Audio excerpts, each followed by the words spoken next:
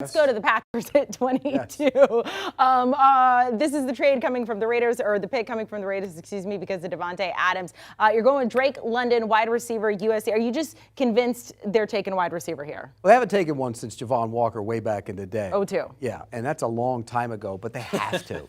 I mean, there's no reason they can take any other position. They have to take a wide receiver. They have no speed right now. Now, Drake London's not a burner, but he's a big target.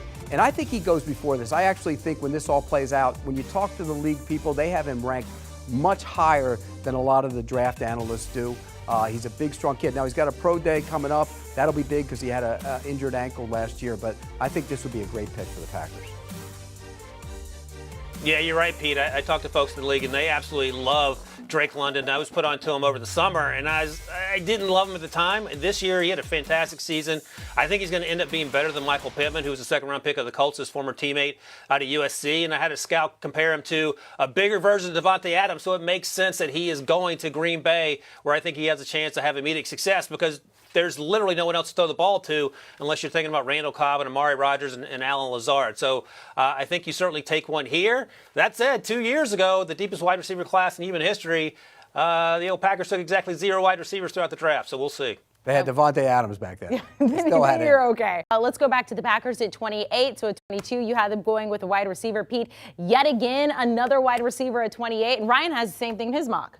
Yeah, look, you have to take wide receivers. If the Packers came out of this draft with Drake London and Chris Olave, are they back being a favorite in the NFC again? I think you'd have to consider that. These two are going to be immediate playmakers on offense. One a big physical receiver, the other one a shorter, shiftier, faster receiver. If they could come out of this draft with these two guys, Rodgers will love those guys, and that offense will be much better. Absolutely, Chris. I called you Chris. Absolutely, Pete. I'm Chris Olave. I'm looking at Chris Olave's name here. Chris, Pete Olave. But I think the takeaway is this as well. We always say, well, you can get a guy on day 2 and day 3 because his class is so deep. This wide receiver class isn't as deep as the one we just talked about from 2 years ago. It's a good wide receiver class for sure, but you're not getting Chris Olave type production in the second or third round. And I don't think it's even silly at all to consider taking 2 of these wide receivers in round 1, given that you have virtually no one running routes right now for Aaron Rodgers, who came back, and as a result of him coming back, Davante Adams decided to go to Las Vegas.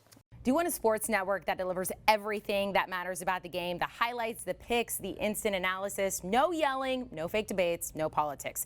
Hit the subscribe button and never miss a moment.